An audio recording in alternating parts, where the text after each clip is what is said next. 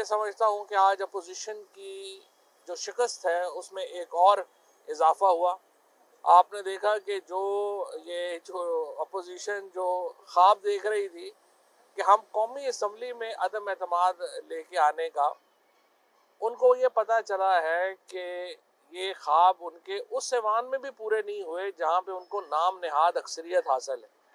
Senate में अगर आप देखें तो कागज़ों में अपोजिशन जो है उसको अक्सरियत हासिल है, लेकिन वो इस अहल भी नहीं है कि वो वहाँ से भी कोई बिल को रोक सके। तो जिनका, मैंने इसीलिए उस दिन पहले ही कहा था कि ना तीर चलेगा ना तलवार इनसे, ये बाजू मेरे आजमाए हुए हैं। इन बेचारों का सिर्फ ये दो चार, अगर मीडिया जो है इनको लिफ्ट ना कराए तो इनकी वैसी कोई पॉलिसी नहीं है, ना ही इनकी कोई पॉलिसी है, ना ही उनकी कोई सियासत है।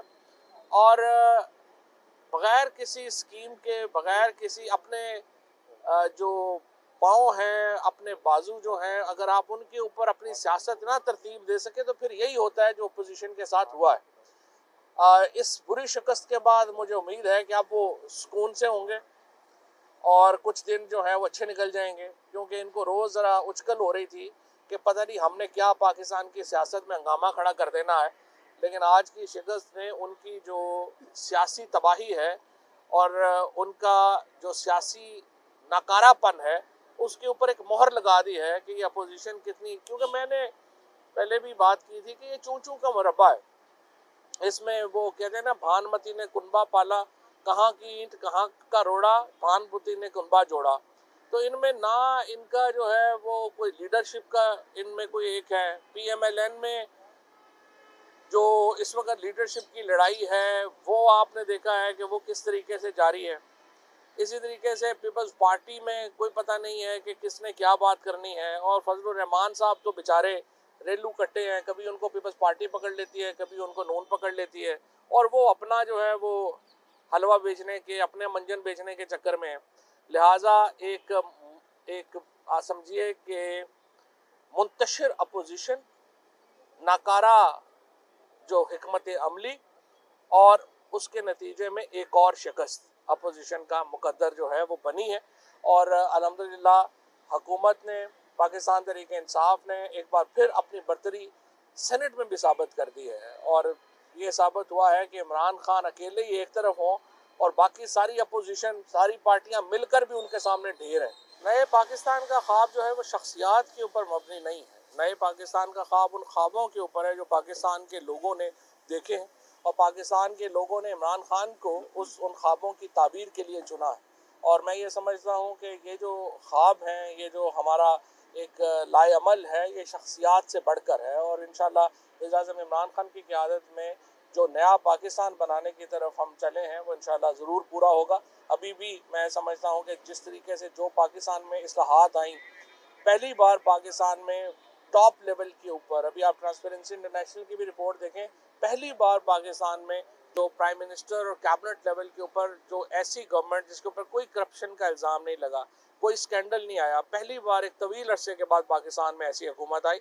और इसमें ही हमने जो पॉलिसीज़ लाए हैं उसने गेम चेंज कर दी है पाकिस्तान के लिए, और पाकिस्तान पहली बार अपने पाँव के ऊपर खड़ा हो रहा है। तो इसीलिए तो मैं कह रहा हूँ कि ये अपोजिशन का कोई पता नहीं, एक दिन कुछ होते हैं, दूसरे दिन कुछ होते हैं, आपस में लड़ लड़ के इनका जो है वो आप एक दूसरे के कपड़े फाड़ने पे ना आ जाए। मैं बस इस पे जरा परेशान। तो इस मियां नवाज शरीफ के हवाले से मुस्लिम लीग नून जो है वो गाहे बगाहे कहती है कि मियां साहब वापस आ रहे हैं, कोई शेर वापस आ रहा है।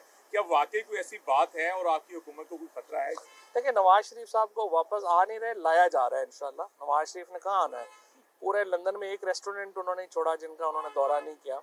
तो नवाज शरीफ साहब की दोनों अपीलें जो हैं वो मैं बरतानवी हुकूमत का भी शुक्रिया अदा करना चाहता हूँ कि उन्होंने दोनों अपीलें जो हैं उनकी मुस्तरद की। पहले उनकी जो वीज़ा एक्सटेंशन की थी, फिर उसके खिलाफ अपील हुई, वो दोनों मुस्तरद हो गई हैं। अब चूँकि उनको लग रहा है कि वहाँ की अदालतें को ज़्यादा लंबा अरसा उनको सहारा नहीं देंगी, तो इस तरह की वो यहाँ पे गुफ्तगू शुरू हो रही है कि वो खुद वापस आ रहे हैं, खुद नहीं आ रहे हैं, इंशाल्लाह उनको लाया जा रहा है। आप इमरान खान कबीना में फ्रंट फुट तक खेलने वाले हैं और लगी पिटी के बगैर बात करते हैं। चौधरी परवेज भाई को वज़ीर आला बना के उनका हाथ पूरा क्यों नहीं करते देते ताकि वो हल्की फुल्की मौसीकी तो कम कर दें आपके? मौसम बात यह है कि वो जो साहब हमारे बुज़ुर्ग हैं, और आपने कहा है कि जैसे आप कह रहे थे कि वो प्रेस रिलीज़ में PMLQ तनकीद करती है, मुझे उम्मीद है कि PMLQ जो है वो हमारी एक इंटेग्रल हिस्सा है हमारी कोalition का, और हमारा उनके व्यूज़ के ऊपर बड़ा एहतराम है। कई दफ़ा छोटी मोटी बातें हो जाती हैं कोalition में, लेकिन इंशाल्लाह वो मामला रिजॉल्व हुए हैं, हमेशा ही हुए हैं, और आगे भी इंशाल्लाह ये मामला रिजॉल्व ही रहेंगे। कोई ऐसी लड़ाने वाली बात नहीं। तो चौधरी साहब ये बताइएगा सर कि बिलावल भुट्टो जरदारी कहते हैं कि 27 मार्च को लॉन्ग मार्च करने जा रहे हैं, जबकि शाहिद खान अब्बासी ने भी यही कहा है कि हमें जो है एतमाद का बस नंबर मिल जाए, उसके बाद जो है हुकूमत को टफ टाइम देंगे। क्या कहेंगे आप इस सवाल? शाहिद खान अब्बासी साहब जो है, उनका पहला तो मुझे लगता ही है कि सबसे पहला नो कॉन्फिडेंस जो है वो शाहिद खान अब्बासी साहब और कुछ जो हमारे दोस्त हैं PMLN में, वो नवाज शरीफ के खिलाफ लाने का इरादा रखते हैं। और मैं इस दुआ गो हूँ मुस्लिम लीग नून के अहम वज़रा जो रहे हैं और अहम लीडरशिप हैं कि वो नवाज शरीफ को नून लीग में हटाने में कामयाब हो जाएं। ये पाकिस्तान की खिदमत होगी। ये फरमा दीजिए कि नवाज शरीफ वापस आ जाते तो उनके लिए क्या इंतजाम किए गए हैं? शहबाज शरीफ यहाँ पे मौजूद है, मरियम यहाँ पे मौजूद है, कौम की आंखें तरस रही हैं। उनके लिए इंशाल्लाह कोट लखपत जेल में नए बाथरूम वगैरह, कमरे वगैरह तैयार किए हैं।